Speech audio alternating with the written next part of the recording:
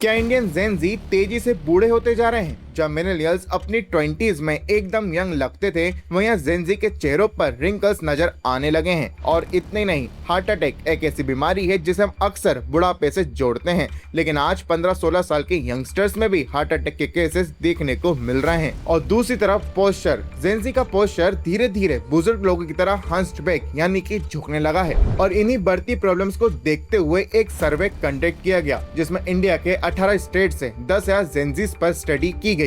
और इस स्टडी में पता चलता है कि जेनजी में पोस्टर डिफेक्ट के साथ साथ तेजी से नेक पेन और कमर दर्द जैसे प्रॉब्लम्स भी बढ़ रही हैं। और ये वही प्रॉब्लम है जो आमतौर पर लोग अपनी 50s या 60s की एज में फेस करते हैं। और साल 2014 के एक सर्वे में पता चलता है कि अर्बन इंडिया में 80% जेनजी गर्ल्स सिर्फ 11 साल की एज में प्यूबर्टी रीच कर रही थी, जो उस टाइम की नॉर्मल एज से लगभग 2 साल जल्दी था। यानी आजकल कई बच्चों में प्यूबर्टी और फिजिकल डेवलपमेंट पहले के मुकाबले जल्दी देखने को मिल रहा है। और यूनिसेफ की एक रिपोर्ट के अकॉर्डिंग 15 से 25 साल के बीच हर 7 में से एक जेनजी किसी न किसी मेंटल हेल्थ इशू का सामना कर रहा है। और आज के कई यंगस्टर्स अपने कॉलेज के टाइम में ही सीरियस हेयरफॉल और प्रीमेच्योर बाल्डिंग का सामना कर रहे हैं। लेकिन आखिर जेनजी के साथ ऐसा हो क्यों रहा है? क्या इसके पीछे मॉडर्न लाइफस्टाइल जिम्मेदार है या फिर कहानी कुछ और ही कह रही है? और सबसे पहले बात करेंगे लाइफस्टाइल की, क्योंकि हमारी डेली लाइफस्टाइल और फूड हैबिट का असर हमारी हेल्थ के साथ साथ हमारे अपीयरेंस पर भी पड़ता है।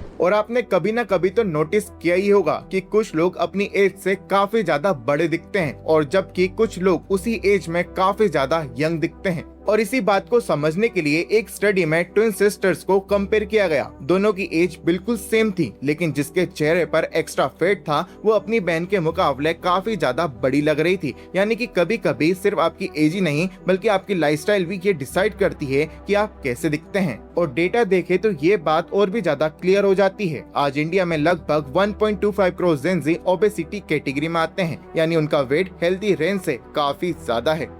और इसके पीछे का एक बहुत बड़ा रीजन है बदलती हुई फूड हैबिट्स। देखिए, आज के टाइम पर फूड डिलीवरी एप्स ने खाने का ऑर्डर करना काफी आसान बना दिया है। इसलिए आज भारत में होने वाले ऑनलाइन फूड ऑर्डर में 50% ऑर्डर जेनजी ही करते हैं। देखिए, चाहे पिज्जा हो, बर्गर हो, कोल्ड ड्रिंक हो या फ्राइड स्नैक्स, इन सब में एक चीज बहुत ज्यादा कॉमन है और वो है एक्सेस शुगर। लेकिन प्रॉब्लम सिर्फ वेट बढ़ने की नहीं है। कुछ फूड्स हमारी बॉडी पर ऐसे इफेक्ट भी डालते हैं जो हमें तुरंत नजर नहीं आते। हमारी स्किन में कोलेजन नाम का एक प्रोटीन होता है जो स्किन को यंग और टाइट लुक देने में मदद करता है। और प्रॉब्लम ये है कि एक्सेस शुगर धीरे धीरे हमारी बॉडी में प्रेजेंट कोलेजन को डैमेज करने लगती है, और रिजल्ट ये रहता है कि स्किन इलास्टिसिटी को खोने लगती है और रिंकल्स जल्दी दिखने लगते हैं। और साइंटिस्ट इस पूरी प्रोसेस को ग्लाइकेशन कहते हैं, जिसका मतलब ये होता है कि ज्यादा शुगर आपकी स्किन को टाइम से पहले ही एज कर सकती है। और इस तरह सॉफ्ट ड्रिंक्स और फ्राइड फूड्स भी आपकी बॉडी में ऐसे स्ट्रेस क्रिएट कर सकते हैं जो लंबे समय में एजिंग के साइंस को और भी ज्यादा विजिबल बना सकता है।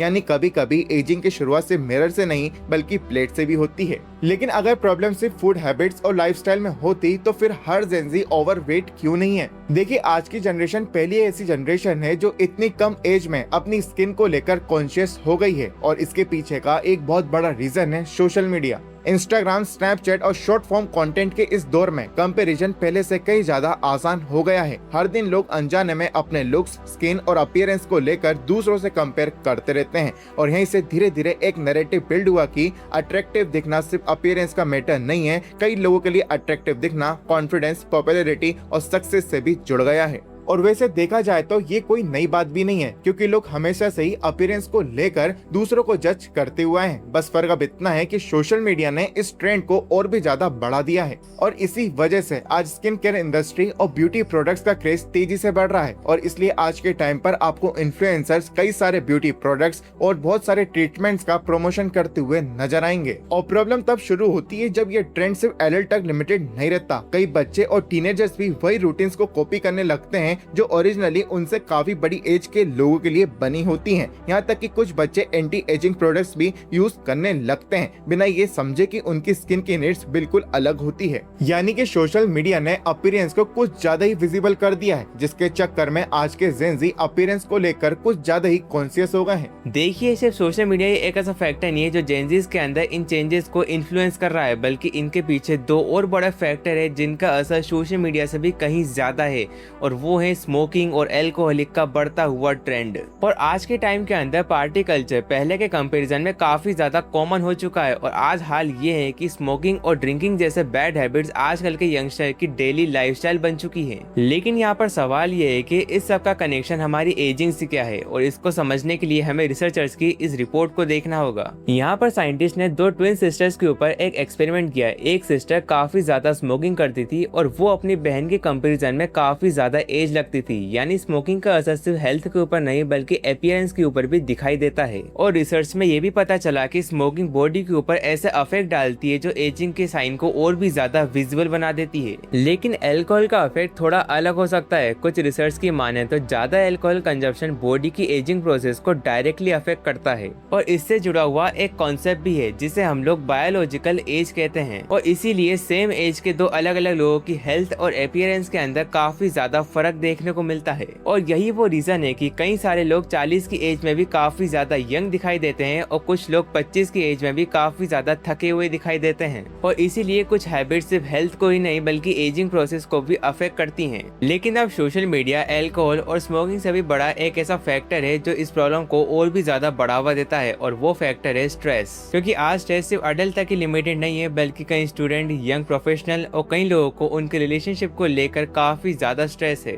और जब पेंडेमिक खत्म हो गया तो इन सभी लोगों को एक ऐसी दुनिया के अंदर आना पड़ा जो पहले से कहीं ज्यादा फास्ट, डिमांडिंग और कॉम्पिटिटिव थी। और सभी यंगस्टर्स के लिए इस चेंज के साथ एडजस्ट कर पाना आसान नहीं था। और इसी वजह से आज के टाइम के अंदर हमें बर्नआउट, एंजाइटी और स्ट्रेस जैसे टर्म्स सुनने को मिलते हैं। और जब कोई इंसान लंबे समय तक स्ट्रेस के अंदर रहता है तो उसकी स्लीप, ईटिंग हैबिट और डेली रूटीन भी अफेक्ट होता है और धीरे धीरे उसके लिए बाकी चैलेंजेस भी बड़े बन जाते हैं। लेकिन अब यहाँ पर बहुत से लोग ये भी कहेंगे कि जेन ज़ी की एजिंग के पीछे उसके परसेप्शन का भी रोल हो सकता है। इस थ्योरी को समझने के लिए हमें सबसे पहले ये एक्सपेरिमेंट देखना होगा। एक स्टडी में लोगों को यंग वुमेन की फोटोज दिखाई गई। कुछ फोटो में उनके ऊपर मेकअप था और कुछ में नहीं।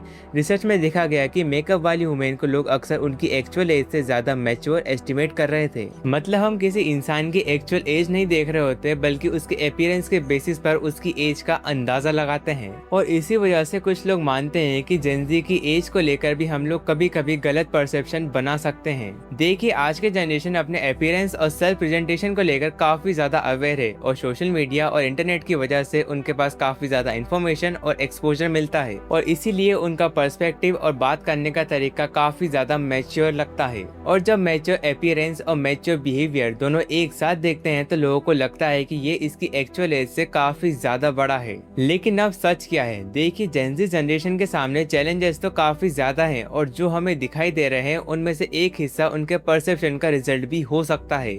और इसीलिए हर चीज को फास्टर एजिंग कह देना पूरी सच्चाई नहीं होती है। वैसे आप सभी का इस सब के ऊपर क्या ओपिनियन है मुझे नीचे कमेंट्स में एक बार जरूर से बताइएगा। और ऐसे ही वैल्यूएबल कंटेंट के लिए just do follow and subscribe.